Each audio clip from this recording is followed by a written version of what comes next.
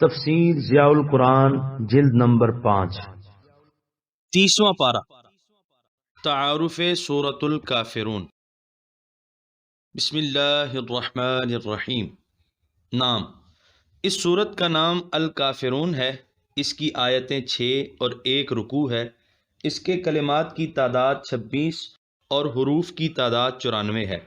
نزول، یہ مکہ مکرمہ میں نازل ہوئی اور حضور نے مجمع عام میں جا کر اس کی تلاوت کی۔ مقاصد نزول، باطل بڑا عیار ہے، حق سے نبرد آزما ہونے کے لیے وہ طرح طرح کے بھیس بدل کر آیا کرتا ہے۔ کسی قسم کا حربہ استعمال کرنے میں اسے کوئی جھجک محسوس نہیں ہوتی۔ بسا اوقات وہ اپنے موقف میں بھی بے حد لچک پیدا کر لیا کرتا ہے۔ اس کا مقصد صرف اتنا ہوتا ہے کہ حق نہ رہے۔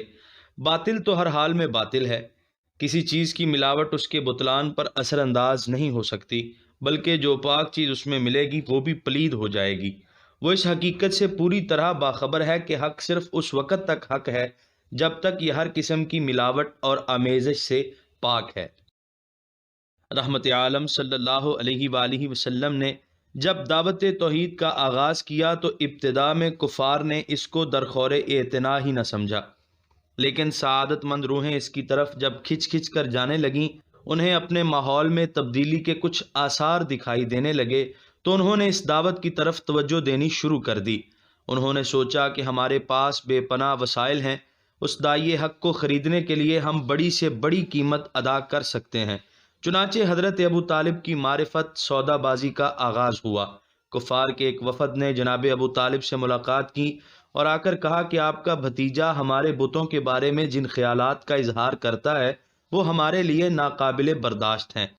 آپ قوم کے سردار ہیں، ہمارے دلوں میں آپ کا از حد احترام ہے، اسی وجہ سے ہم آپ کے بھتیجے کی باتیں سن کر اب تک خاموش رہے ہیں، لیکن اب پیمانہ صبر لبریز ہو چکا ہے۔ آپ اپنے بھتیجے کو کہیں کہ اگر اس کو مال و دولت کی خواہش ہے تو ہم سونے چاندی کا ڈھیر اس کے قدموں میں لگانے کے لیے تیار ہیں۔ اگر اس کو حاکم بننے کا شوق ہے تو ہم متفقہ طور پر اس کو اپنا رئیس اعلیٰ تسلیم کرنے پر رضامند ہیں، اور اگر کوئی رشتہ مطلوب ہے تو وہ صرف اشارہ کر دیں، ہم فخر و مسرت کے ساتھ وہ رشتہ پیش کر دیں گے۔ طالع آزما لوگ جو مذہب و دین کو اپنے مقصد کے حصول کے لیے بطور زینہ استعمال کرتے ہیں، انہی چیزوں میں سے کوئی چیز ان کا مقصد ہوا کرتی ہے۔ حضور علیہ الصلاۃ والسلام نے جب ان کی یہ پیشکش سنی تو فرمایا کہ وہ نادان مجھے پہچان نہیں سکتے۔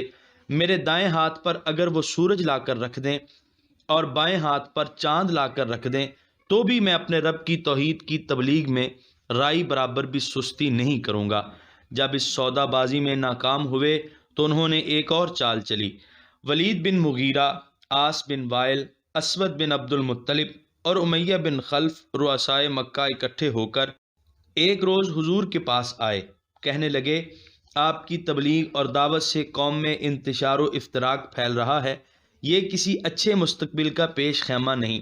اگر ہمارے اور آپ کے درمیان انتشار کی یہ خلیج یوں ہی وسیع ہوتی چلی گئی تو ایک دن ایسا آئے گا جب ہماری قوت کا جنازہ نکل جائے گا اور دشمن قبائل ہم پر حلہ بول کر ہمیں ختم کر کے رکھ دیں گے۔ اس صورتحال سے ہم بہت پریشان ہیں۔ آؤ ایک ایسی تجویز پر متفق ہو جائیں کہ آپ کی بات بھی رہ جائے اور قوم کی یکجہتی اور اتحاد بھی برقرار رہے۔ اس کے لیے انہوں نے یہ تجویز پیش کی، ایک سال ہم سب مل کر آپ کے خدا کی عبادت کیا کریں اور دوسرے سال آپ ہمارے ساتھ مل کر ہمارے معبودوں کی پرستش کیا کریں۔ یہ تجویز سن کر نبی مکرم صلی اللہ علیہ وسلم نے فرمایا، معاذ اللہ ان اشرک باللہ غیرہ، میں اس بات سے اللہ کی پناہ مانگتا ہوں کہ میں اس کے ساتھ کسی اور کو شریک ٹھہراؤں۔